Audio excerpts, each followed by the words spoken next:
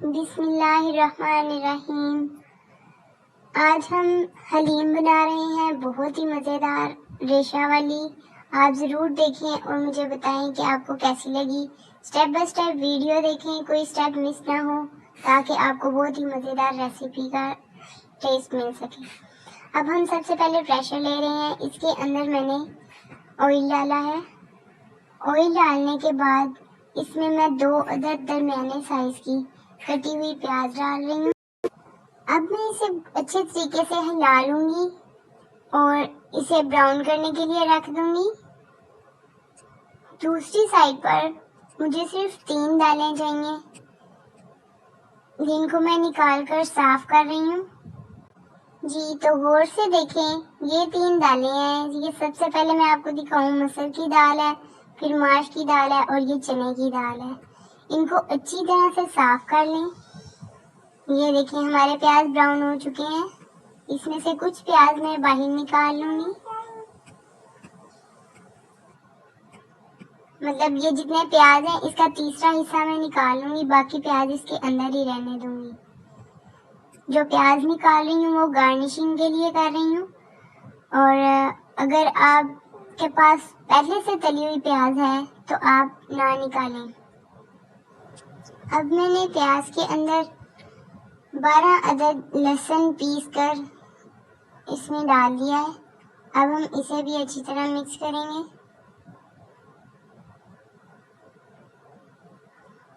چاہے تو آپ تھوڑا سا پانی ڈالیں، بس ہنڈیا نیچے نہیں لگنی چاہیے۔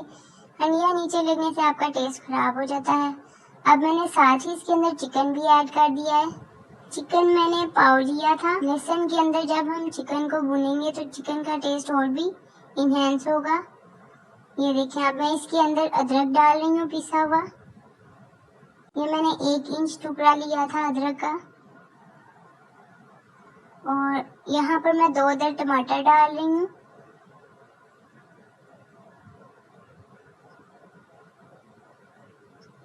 بس مسالے کو بہت اچھی طرح سے بھون لیں تاکہ یہ اپنا آئل چھوڑ دے۔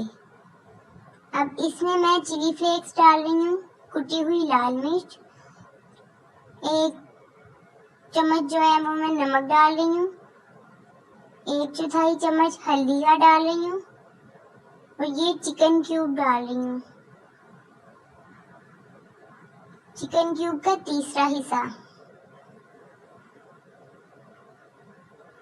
1/3۔ جی تو اب میں اس کو بہت اچھی طرح سے بھون لوں گی تاکہ اس کا آئل اوپر آ جائے۔ یہ دیکھیں، اب جو اس کے اوپر آئل آ گیا ہے اس کو میں الگ سے نکال رہی ہوں۔ ایک لائک تے کڈ مارو، اس کو بھی ہم گارنشنگ کے طور پر یوز کریں گے۔ دوستوں کے ساتھ ویڈیو شیئر کریں۔ اب یہ جو باقی ہنڈیا ہے اس کے اندر ہم دال کو اچھی طرح چن کر صاف کر کے دھو لیں گے، اور یہ دھلی ہوئی دال اب ہم اس کے اندر ڈال رہے ہیں، تینوں دالوں کو۔ پھر ہم اس کے اندر 4 گلاس پانی ڈال لیں گے۔ Subscribe please. 4 گلاس پانی ڈالنے کے بعد اس کو میں آدھے گھنٹے کے لیے پریشر لگا دوں گی۔ تمام چیزوں کو اچھی طرح ہلا لیں تاکہ کوئی مسالہ یا دال وغیرہ ایک ہی سائڈ پر نہ رہے۔ ویڈیو لائک کرو اور نیچے لگنے کا بھی خدشہ نہ ہو۔ Subscribe please. جی تو آدھے گھنٹے بعد ہم نے یہ دال نکال لی ہے، میں نے کھلے برتن میں ڈال لی ہے نکال کے۔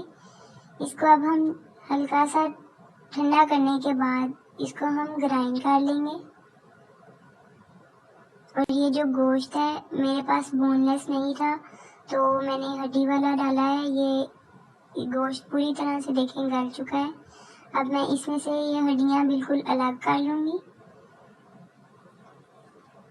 یہ دیکھیں، اب میں یہاں پر گرائنڈر میں جگ میں ڈال کر اس کو پیس رہی ہوں۔ یہ دیکھیں کتنی زبردست پیسی گئی ہے۔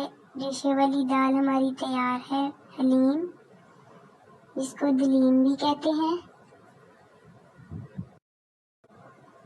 اب یہاں یہ سٹیپ ہے کہ میں اس میں ½ ٹیبل اسپون آدھا چمچ گرم مسالہ پسا ہوا ڈالوں گی، اور یہ دیکھیں گارنشنگ کے لیے میں نے لیمن باریک کاٹ لیا ہے، سبز مرچیں لمبی کاٹ لی ہیں باریک، دھنیا، یہ ادرک باریک کاٹ لیا ہے، اور یہ ہماری پیاز تلی ہوئی، اور یہاں پر پودینہ میں نے باریک کاٹ لیا ہے۔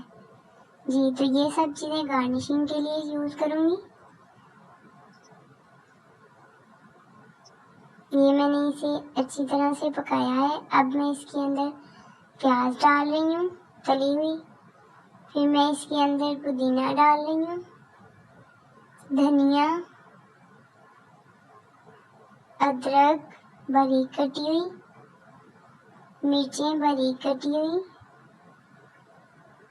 لیمن باریک کٹا ہوا، اور جو آئل ہم نے ہنڈیا کے اوپر سے اتارا تھا وہ بھی ہم اس کے اوپر ڈال دیں گے۔ لے جی آپ سرو کریں اور اپنے پیاروں کا دل جیتیں، گرم گرم روٹی کے ساتھ، اچار اور باریک کٹی ہوئی پیاز کے ساتھ سرو کریں۔ میرے چینل کو سبسکرائب کر دیں، ویڈیو کو لائک کر دیں، اور کمنٹ میں بتائیں کہ آپ کو میری ریسیپیز کیسی لگ رہی ہیں۔